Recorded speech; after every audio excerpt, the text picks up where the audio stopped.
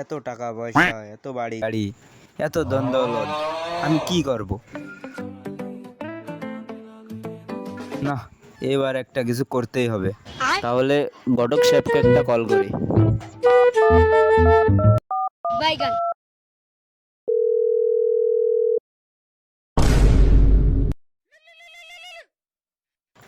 ও সময় আবার কে কল দিল?